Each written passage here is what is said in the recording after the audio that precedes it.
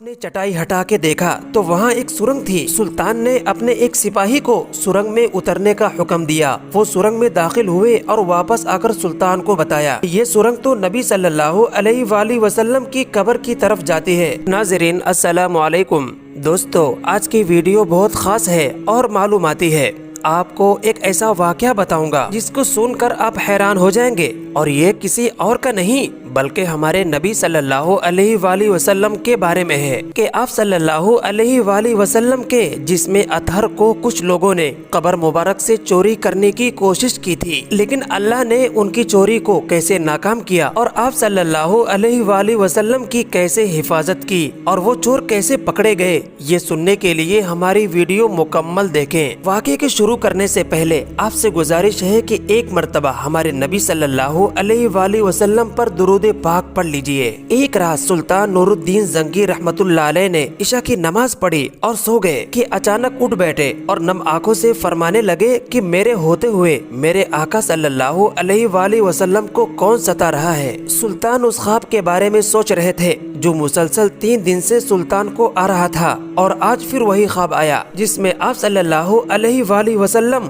2 अफराद की तरफ इशारा करके फरमा रहे थे कि ये मुझे सता रहे हैं। अब सुल्तान को करार कहाँ था, लिहाजा सुल्तान ने चंद साथी और सिपाही लेकर दिमश्क से मदीना जाने का इरादा फरमाया, और दिमश्क से मदीना का रास्ता 20 या 25 दिन का था, मगर सुल्तान ने बगैर आराम किए ये रास्ता सिर्फ 16 दिन में तय किया। मदीना पहुंचकर आपने मदीना आने और जाने के तमाम रास्ते बंद करवा दिए और तमाम खासो आम को अपने साथ खाने पर बुलाया। अब लोग आ रहे थे और जा रहे थे, आप हर चेहरा देखते मगर आपको वो 2 चेहरे नजर न आए। अब सुल्तान को फिक्र लाहिक हुई और आपने मदीना के हाकिम से फरमाया कि क्या कोई ऐसा है जो इस दावत में शरीक नहीं। जवाब मिला कि मदीने में रहने वालों में से तो कोई नहीं। 2 लोग हैं जो रोज़े रसूल सल्लल्लाहु अलैहि वसल्लम के करीब एक मकान में रहते हैं और तमाम दिन इबादत करते हैं और शाम को जन्नतुल बकी में लोगों को पानी पिलाया करते हैं, और वो लोग वहाँ काफी अरसे से रहते हैं। सुल्तान ने उनसे मिलने की ख्वाहिश जाहिर की। दोनों लोग बहुत बड़े इबादत गुजार थे। उनके घर में था ही क्या, एक चटाई और 2 चादर और कुछ जरूरत की चीजें। अचानक सुल्तान को चटाई के नीचे कुछ अजीब सा महसूस हुआ। आपने चटाई हटा के देखा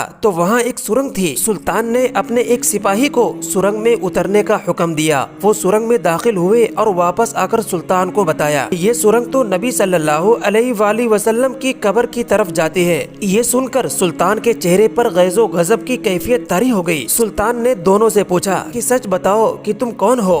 उन्होंने बताया कि वो यहूदी हैं और अपने कौम की तरफ से तुम्हारे पैगंबर सल्लल्लाहु अलैहि वसल्लम के जिस्म अतहर को चोरी करने के लिए आए हैं। सुल्तान ये सुनकर रोने लगे। उसी वक्त उन दोनों को जहन्नम रसीद कर दिया। सुल्तान रोते जाते और फरमाते जाते कि मेरा नसीब की पूरी दुनिया में से इस खिदमत के लिए इस गुलाम को चुना गया। इस नापाक साजिश के बाद जरूरी था कि ऐसी तमाम साजिशों को हमेशा के लिए खात्मा किया जाए। लिहाजा सुल्तान ने बड़े बड़े कारीगरों को बुलाया और कब्र अक़दस के चारों तरफ खंदक खोदने का हुक्म दिया, यहाँ तक कि पानी निकल आए। सुल्तान के हुक्म से उस खंदक में पिघला हुआ शीशा भर दिया गया और बास के नजदीक सुल्तान को सुरंग में दाखिल होकर कब्र अनवर पर हाजिर होकर कदमैन शरीफैन को चूमने की सआदत भी नसीब हुई। दोस्तों, देखा ना आपने कि 2 यहूदी हमारे नबी सल्लल्लाहु अलैहि वसल्लम के जिस्म अतहर को चोरी करने की कोशिश की थी, लेकिन अल्लाह ने उनकी नापाक कोशिश को नाकाम किया और आप सल्लल्लाहु अलैहि वसल्लम की हिफाजत की। आज के लिए बस इतना ही। इस तरह की वीडियो के लिए सब्सक्राइब कीजिए हमारे चैनल इस्लाम की फिजा को। अस्सलामु अलैकुम व रहमतुल्लाह।